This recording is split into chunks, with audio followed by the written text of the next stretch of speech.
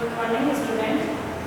आज हम fourth paper पाठ्यक्रम के ऊपर एक भाषा एवं पाठ्य वस्तु पर विचार विमर्श में बहुभाषिकता प्रकरण का अध्ययन करेंगे। बहुभाषिकता जैसा कि ये दो शब्दों से मिलकर बना है, बहु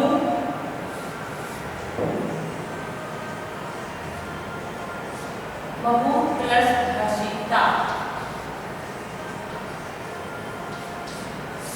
ठीक है, बहु मतलब होता है बहुत,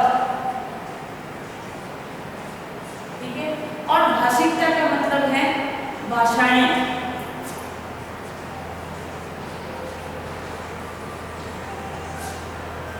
अर्थात इसका क्या मतलब हुआ, एक व्यक्ति को बहुत सारी भाषाओं का ज्ञान बहुभाषिकता कहलाता है। ऐसा माना गया है कि एक बालक को, एक व्यक्ति को कम से कम 3 से 4 भाषाओं का ज्ञान होना चाहिए और उससे ज्यादा भी हो सकता है। जब हम बहुत सारी भाषाओं को जानेंगे, समझेंगे, बोलेंगे तो स्वाभाविक है कि हमारे ज्ञान में वृद्धि होगी, क्योंकि हर भाषा का अपना साहित्य है, लिटरेचर है, और हम उसको पढ़कर, समझकर उसके बारे में जानकारी हासिल करेंगे, नए नए ज्ञान को प्राप्त करेंगे। बहुभाषिकता प्रकरण से भी यही तात्पर्य लिया गया है कि ऐसा माना गया है कि एक बालक को कम से कम 3 से 4 भाषाओं का ज्ञान होता है। जैसे जब बालक जन्म लेता है तो उसके परिवार में जो भाषा बोली जाती है उसी को वो सीखता है, अर्थात वो उसकी क्या है, मातृभाषा, क्योंकि उसके घर में पैदा होते ही उसके भाषा, घर में यदि मारवाड़ी बोली जा रही है तो वो मारवाड़ी बोलेगा, हिंदी बोली जा रही है तो हिंदी, बंगाली है तो बंगाली, उड़िया है तो उड़िया, तो जो घर में बोली जा रही है उसी भाषा का उसको पूरी जानकारी होती है। ठीक है, फिर बालक जब 3 साल का हो जाता है और विद्यालय में अध्ययन करने के लिए जाता है तो वहाँ पर देश की जो भाषा होती है, राष्ट्रीय भाषा, उसी भाषा में अध्ययन अध्यापन का कार्य कराया जाता है। तो उस अध्ययन अध्यापन के कार्य में जो भाषा उसको सिखाई जाती है, दूसरी वो भाषा सीखता है। तो हम जिस देश में रहते हैं, हमारी राष्ट्रीय भाषा जो है कौन सी है, हिंदी है, परंतु अंतर्राष्ट्रीय कार्य के लिए हमारे यहाँ पे जो है अंग्रेजी भाषा को भी उतना ही महत्व दिया जा रहा है और हम कंपल्सरी विषय के रूप में हिंदी, इंग्लिश को पढ़ते हैं। तो एक बालक को फिर धीरे धीरे जो हमारे वेद हैं, जिस भाषा में लिखा गया है, उस भाषा को समझने के लिए भी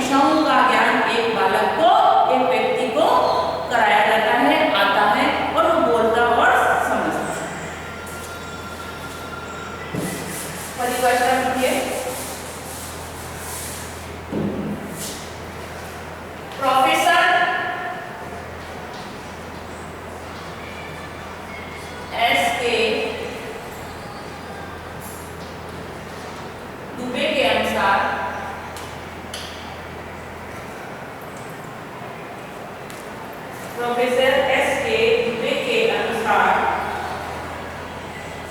बहुभाषिकता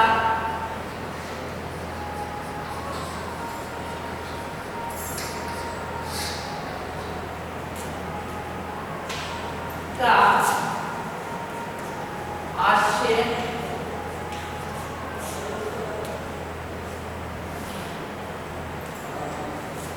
समाज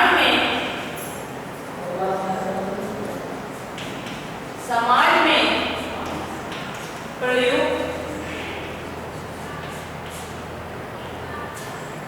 उन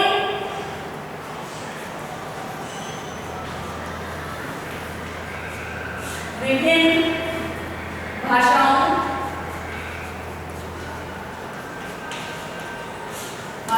के प्रयोग से है जो कि भिन्न व्यक्तियों द्वारा प्रयोग की जाती है तथा विचार विनिमय के प्रमुख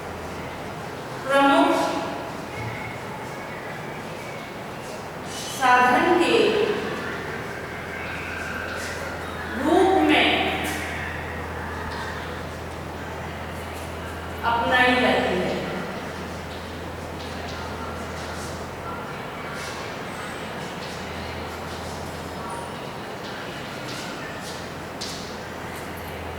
प्रोफेसर एस के दुबे ने भी कहा है कि बहुभाषिकता का आशय समाज में प्रयुक्त उन विभिन्न भाषाओं के प्रयोग से है जो कि भिन्न व्यक्तियों द्वारा प्रयोग की जाती है तथा विचार विनिमय के प्रमुख साधन के रूप में अपनाई जाती है, क्योंकि भाषा व्यक्ति के विचार विनिमय का प्रमुख साधन है।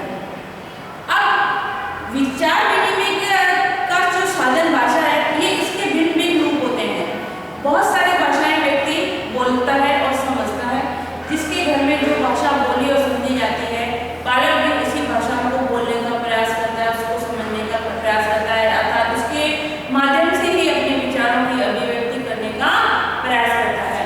तो हम कह सकते हैं कि एक व्यक्ति को बहुत सारी भाषाओं का ज्ञान जो है बहुभाषिकता कहलाता है, और बहुभाषिकता होना व्यक्ति के मानसिक वृद्धि के लिए अनिवार्य है, जिससे उसके ज्ञान में जो है वृद्धि होती है। अब है विशेषताएं।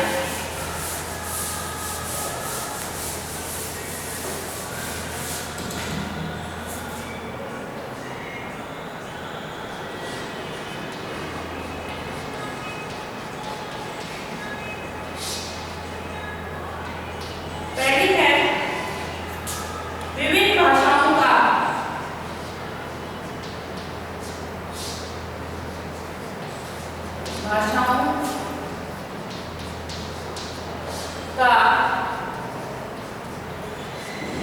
ज्ञान। दूसरी है सकारात्मक दृष्टिकोण।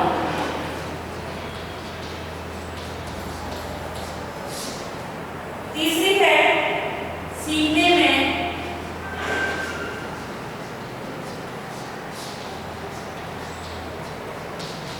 तीव्रता। चौथी है राष्ट्रीय एकता में सहायक।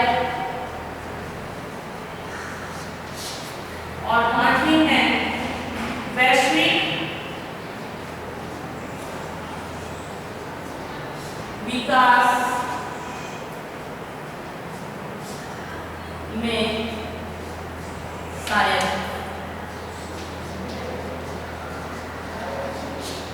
देखिए, पहली विशेषता है विभिन्न भाषाओं का ज्ञान। बहुभाषिकता अर्थात बहुत सारी भाषाओं का ज्ञान होता है। तो जब बहुभाषिकता का हमको ज्ञान हो जाता है तो बहुत सारी भाषाओं के बारे में ज्ञान प्राप्त कर लेते हैं और उसके बारे में जानकारी रखते हैं, जिससे हमारे ज्ञान में क्या होती है, वृद्धि होती है। दूसरा है सकारात्मक दृष्टिकोण। सकारात्मक दृष्टिकोण से मतलब है कि पॉजिटिव एटीट्यूड। क्योंकि भाषा विवाद जो है हमारे देश में या अन्य देश में सबसे बड़ी समस्या है। हर व्यक्ति अपनी भाषा को महत्व देता है। तो जब हम दूसरी भाषा को बोलना समझना सीख जाते हैं तो उसके प्रति एक लगाव हमारे मन में उत्पन्न हो जाता है, और वो लगाव की भावना जो है व्यक्ति को सकारात्मक दृष्टिकोण को विकसित करने में अहम भूमिका निभाती है। क्योंकि हम जब तक दूसरे की भाषा को महत्व नहीं देंगे, दूसरे की भाषा के महत्व को स्वीकार नहीं करेंगे और अपनी भाषा को महत्व देंगे तो वो संकीर्णता की प्रवृत्ति कहलाती है। और पॉजिटिव जो थिंकिंग वाले होते हैं वो सबको वसुधैव कुटुंबकम की भावना को लेकर चलते हैं। तो बहुभाषिकता जो है एक बालक में सकारात्मक दृष्टिकोण को विकसित करने में भी महत्वपूर्ण योगदान रखती है। तीसरी है सीखने में तीव्रता। क्योंकि जब हम दूसरी भाषा के साहित्य को पढ़ेंगे, जब हम उस भाषा को जानने समझने लग जाते हैं तो हम उसके साहित्य को पढ़ने में भी रुचि लेते हैं। तो जब हम उसके साहित्य का अध्ययन करेंगे तो स्वाभाविक है कि हमारे ज्ञान में हमारे सीखने की जो तीव्रता है वो बढ़ेगी और हमारे ज्ञान में भी जो है लगातार वृद्धि होती रहेगी। जब हम दूसरे देश में जाते हैं तो उसकी भाषा को हम क्यों सीखते हैं? क्योंकि यदि हमको उसकी भाषा नहीं आती है तो हम वहाँ पर विचार विनिमय नहीं कर सकते, या हम जो जिस उद्देश्य को लेकर अध्ययन करने के लिए गए हैं वो उद्देश्य की पूर्ति भी नहीं होगी। तो हमारे ज्ञान में वृद्धि के लिए भी जो है या सीखने में तीव्रता के लिए बहुभाषिकता अहम है। अगला है राष्ट्रीय एकता में। क्योंकि संकीर्णता की भावना जो होती है अपनी भाषा के प्रति लगाव और जिसके कारण जो विवाद उत्पन्न होते हैं वो विवाद कब खत्म होंगे? जब हम उस भाषा को जानेंगे समझेंगे। तो बहुभाषिकता जब हमको उसका ज्ञान हो जाता है और उसके मूल को समझ जाते हैं तो हमारे उस भाषा को, उस देश की भाषा के प्रति भी लगाव आ जाते हैं और ये हमारे राष्ट्रीय एकता के लिए बहुत बड़ा सिद्ध होता है, जिससे हम जो है भाषा विवाद की समस्या जो होती है उसको धीरे धीरे हम खत्म करते जाएंगे। और अगला है वैश्विक विकास।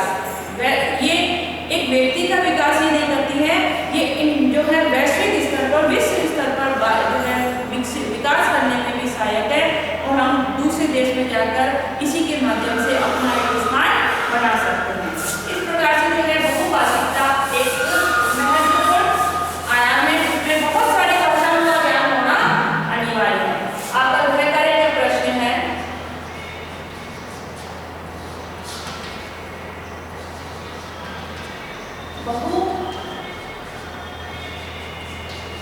बहुभाषिकता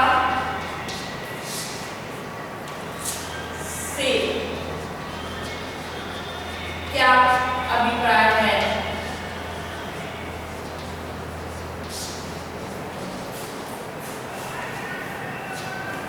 और उसकी प्रमुख विशेषताओं